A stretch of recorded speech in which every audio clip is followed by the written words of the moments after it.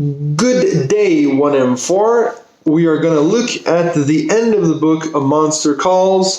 We've got about 5 chapters left, but some are very, very short. So we're going to go quickly over these last pages, and then I'll have 3 discussion questions that you can either answer in the comments or send me an answer via WhatsApp. Okay, but I want you guys participating.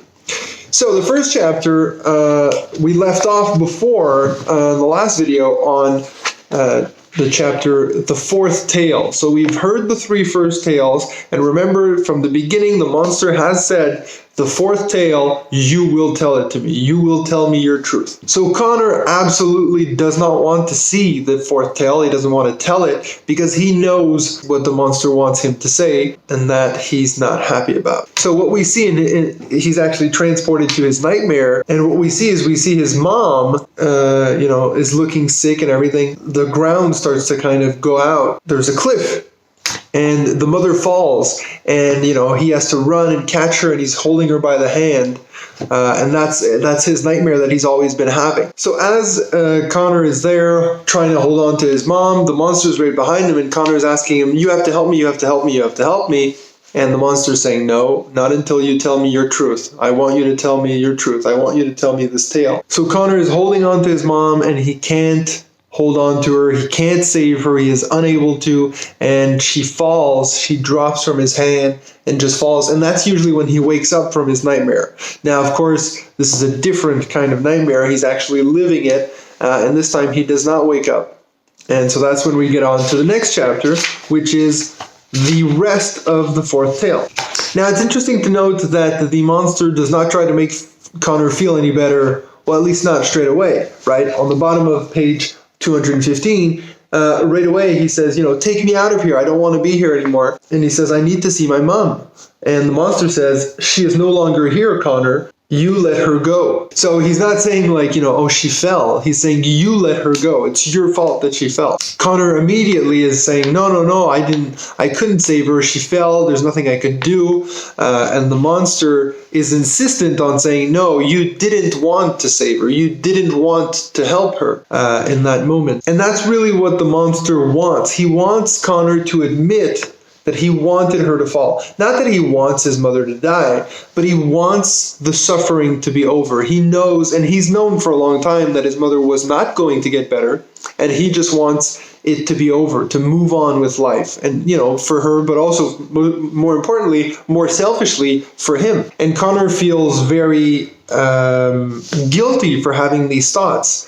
He doesn't think that it's a good thing to have these thoughts, and he even himself almost mentions, saying that he also deserves to die. He's not any better than anybody else if he can't even save his mom. We can see that here on page 220, so the last page of the 2nd chapter. So, as he says this, he says, "I want it to be finished." And, in the nightmare, the flames that are coming out of him just burn everything, including himself. He welcomed it with relief because it was, at last, the punishment he deserves. So he thinks he deserves to die because, he's sick of his mother's suffering. Note that the next chapter is called Life After Death, which is interesting because it has 2 meanings here. Life after death in the sense of, in this nightmare, Conor just died, and now it's how he's going to start again, start anew. But also life after his mother's death, which is what's coming up, in the following pages. So there's that double meaning there. I thought it was interesting to note on page 223, Conor says, "I didn't mean it. I didn't mean for this to happen. I didn't mean to have these thoughts. I didn't want to have these thoughts of her dying." And the monster says, "You did, but you also did not." So again, it kind of comes back to this theme that the monster is trying to get to Conor, is that we all live in a gray area. We want things, but we also don't want them, right? The apothecary was a good person, but also a bad person. And, there's not just one clear distinction to life. You always have these different areas, and especially they're mostly gray. Things are rarely white and black. So in a way, he's saying the truth. You did want her to die, but you also did not want her to die, and those two things are very true. Now that Conor has finally said his truth, he asks the monster, so now what? What do I do now? And the monster says, this is page 225, you do what you did just now, you speak the truth. Donc, il faut juste dire la vérité.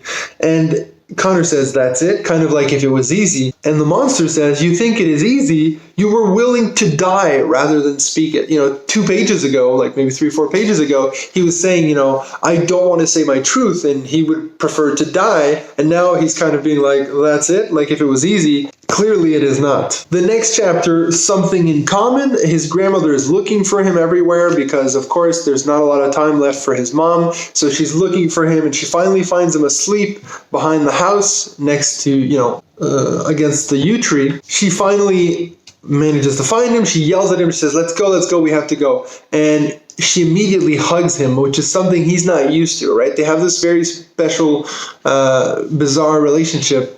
They don't get along too well, but she gives him this really big, sincere hug.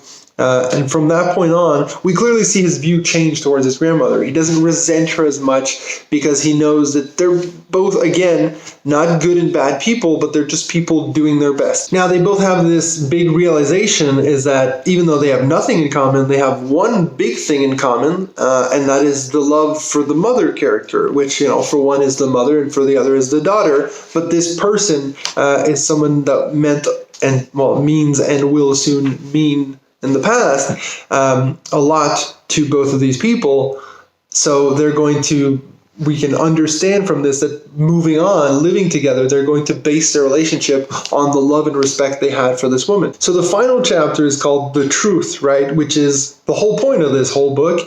The monster came to tell him at the beginning, I need you to speak the truth, the truth, the truth. So we get to the final chapter. It is called The Truth. All the while, during this chapter, he's there talking to his mom, and he has the monster behind him. Now, of course, he's not actually there, but this huge monster is all of a sudden smaller, and he's able to guide his hand and do gestures that for a massive tree monster was not possible. So again, it adapts to the situation in which Conor needs it to be different. So as he grabs his mother's hand, the monster says, here is the end of the tale. So he knows, we're at the end of this fourth tale, which is basically this whole book when you think about it. It's basically for Conor to accept the death of his mother.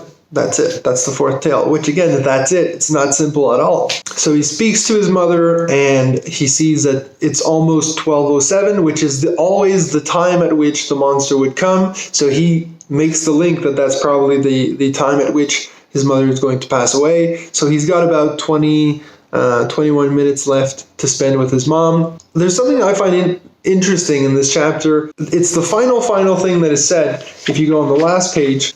And he says, he knew it would come, and soon, maybe even this 12:07, the moment she would slip from his grasp, no matter how tightly he held on. So he's referring to the nightmare, saying she's going to fall whether you hold on tightly or not. So it's going to happen. But not this moment, the monster whispered, still close. Not just yet. So it's making that distinction that even though we know that we're going to lose the people we love like that, it's important to hang on to those moments, right? It would be a lot easier probably for Conor to, just walk away right now, go into the cafeteria or something and cry by himself than to be vulnerable in that situation with his mother.